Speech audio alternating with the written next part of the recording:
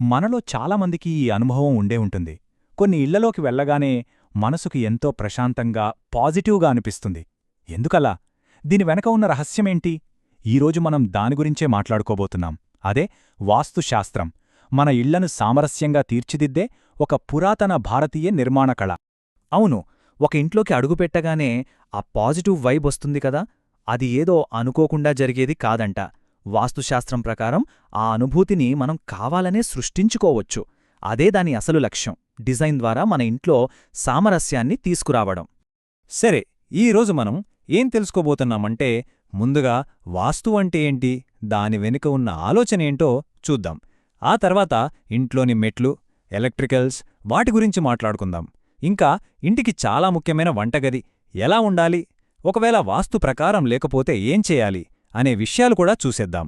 వాస్తు సింపుల్గా చెప్పాలంటే మన చుట్టూ ఉన్న పాజిటివ్ ఎనర్జీ, అంటే ప్రాణశక్తితో మన ఇంటిని అనుసంధానం చేయడం. ఈ ఎనర్జీ ఫ్లో సరిగ్గా ఉంటే అది మన ఆరోగ్యం, మన ఆనందం అన్నింటిపైన మంచి ప్రభావం చూపిస్తుందని ఒక గట్టి నమ్మకం. సరే, ఇప్పుడు అసలు విషయానికొద్దాం. ఈ ఎనర్జీ ఫ్లోని ఇంట్లో ఎలా డైరెక్ట్ చెయ్యాలి? ఫస్ట్ మెట్ల గురించి చూద్దాం. ఇవి మన శరీరంలోని నరాల్లాంటివి. ఇంటికి శక్తిని తీసుకువెళ్లే ధమనుల్లాంటివన్నమాట. సో వాటి పొజిషన్ చాలా ఇంపార్టెంట్. మెట్లు ఎక్కడుండాలి అనే విషయంలో వాస్తు చాలా స్పెసిఫిక్గా ఉంటుంది. చూడండి, దక్షిణం, పడమర లేదా నైరుతి దిశలు బెస్ట్ అని చెప్తారు. కానీ ఈశాన్యంలో మాత్రం అస్సలు ఉండకూడదట. ఎందుకంటే అది సంపద నష్టానికి దారితీస్తుందని ఒక నమ్మకం. అందుకే ఆ దిశను పూర్తిగా అవాయిడ్ చేస్తారు. కేవలం దిశ మాత్రమే కాదు, డిజైన్లో కూడా చాలా నియమాలున్నాయి. ఉదాహరణకి, మెట్లు ఎప్పుడూ క్లాక్వైజ్ డైరెక్షన్లోనే ఎక్కేలా ఉండాలి, అంటే సవ్యదిశలో అన్నమాట. ఇంకా స్పైరల్ మెట్లుంటాయి కదా, వాటిని వీలైనంత వరకు అవాయిడ్ చేయాలంటారు. ఎందుకంటే ఇవన్నీ పాజిటివ్ ఎనర్జీ ఫ్లోని స్మూత్గా, ఎలాంటి అడ్డంకులు లేకుండా చేస్తాయని వాస్తు చెప్తుంది. ఇక్కడింకో ఇంట్రెస్టింగ్ పాయింట్ ఉంది. అదేంటంటే మెట్ల సంఖ్య ఎప్పుడూ బేసి సంఖ్యలో ఉండాలట. అంటే 11, 17, 23 లాగా. దీని వెనక లాజిక్ ఏంటంటే, మనం కుడికాలుతో మెట్లెక్కడం మొదలుపెడితే చివరి మెట్టు మీద కూడా కుడికాలే ఉండాలి. ఇది ఒక రకమైన బ్యాలెన్స్ని సూచిస్తుంది. సరే, మెట్ల సంగతి చూశాం కదా, ఇప్పుడు ఇంట్లోని ఎలక్ట్రికల్ వస్తువుల గురించి చూద్దాం. దానికోసం మనం ముందుగా అగ్నితత్వం, అంటే ఫైర్ ఎలిమెంట్ గురించి తెలుసుకోవాలి. దీని వెనకున్న లాజిక్ చాలా సింపుల్. ఎలక్ట్రిసిటీ అంటేనే వేడి, శక్తి కదా. అందుకే వాస్తులో దీన్ని అగ్నితత్వానికి ప్రతీకగా చూస్తారు. మరి అగ్నికి సరైన దిశేది? ఆగ్నేయం. అందుకే ఇంట్లో ఉన్న మీటర్ బాక్స్, ఇన్వర్టర్ లాంటివన్నీ ఆగ్నేయంలో ఉండాలని చెప్తారు. సరే, ఇప్పుడు మనం ఇంటిలో అత్యంత ముఖ్యమైన ప్రదేశానికి వెళ్దాం. అదే వంటగది. ఇది కేవలం వంట చేసే చోటు మాత్రమే కాదు, మన ఆరోగ్యాన్ని, మన శక్తిని శాసించే ప్రదేశం. అందుకే దీన్ని ఇంటికి గుండెకాయ అంటారు. ఎందుకంటే వాస్తు ప్రకారం మనం తినే ఆహారమే మనలోని ప్రాణశక్తికి ప్రధాన మూలం. సో ఆ ఆహారం తయారయ్యే వంటగది డిజైన్, అక్కడ ఎనర్జీ మన ఆరోగ్యం మీద డైరెక్ట్ ఇంపాక్ట్ చూపిస్తుందని బలంగా నమ్ముతారు. మరి వంటగది ఎక్కడ ఉండాలి? వాస్తు ప్రకారం best place south east corner, అంటే ఆగ్నేయం.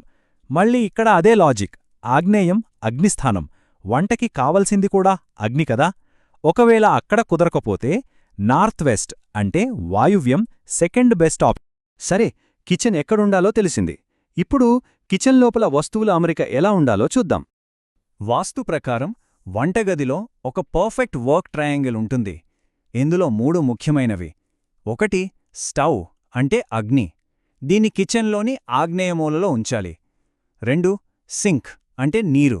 దీన్ని ఈశాన్యంలో పెట్టాలి. ఇక 3ది స్టోరేజ్, అంటే ధాన్యాలు, సరుకులు. వాటిని దక్షిణ లేదా పశ్చిమ గోడల వైపు పెట్టుకోవాలి. చూసారా, అగ్ని, నీరు ఈ 2 వ్యతిరేక శక్తులు కాబట్టి వాటిని వేరువేరుగా ఉంచారు. దీనివల్ల నెగటివ్ ఎనర్జీ రాకుండా ఉంటుందన్నమాట. ఇంకా కొన్ని టిప్స్ ఉన్నాయి. కిచెన్ గోడలకు పసుపు, ఆరెంజ్, పింక్ లాంటి వెచ్చని రంగులు వాడితే మంచిదట. నలుపు, తెలుపు రంగులు అవాయిడ్ చేయాలి. అలాగే ఫ్రిడ్జ్ను నైరుతి మూలలో పెట్టాలి. టాయిలెట్స్ ఎప్పుడూ కిచెన్కి పక్కనగాని, పైనగాని, కిందగాని ఉండకూడదు. ఇలాంటి చిన్న చిన్న మార్పులు కూడా ఇంట్లోని ఎనర్జీ ఫ్లో మీద పెద్ద ప్రభావం చూపిస్తాయంటారు. అయితే అందరిళ్లల్లో కిచెన్ పర్ఫెక్ట్గా ఆగ్నేయంలో వండకపోవచ్చు కదా. మరి అప్పుడేం చేయాలి? కంగారు పడాల్సిన పని లేదు. దానికి కూడా వాస్తులో కొన్ని రెమెడీస్, అంటే పరిష్కారాలు ఉన్నాయి. ఇక్కడ కొన్ని ఉదాహరణలు చూద్దాం. ఒకవేళ కిచెన్ వాయువ్యంలో ఉందనుకోండి, ఇది నీటి తత్వానికి సంబంధించిన దిశ. సో ఇది వంట చేసే అగ్నిని బలహీనపరుస్తుంది.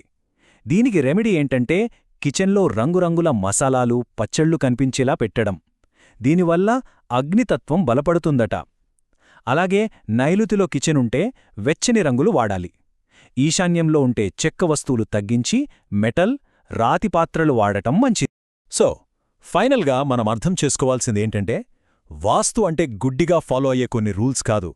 ఇది మన చుట్టూ ఉన్న ప్రదేశాన్ని మన మంచి కోసం, మన శ్రేయస్సు కోసం స్పృహతో, ఒక ఉద్దేశంతో డిజైన్ చేసుకునే ఒక అద్భుతమైన సిస్టమ్.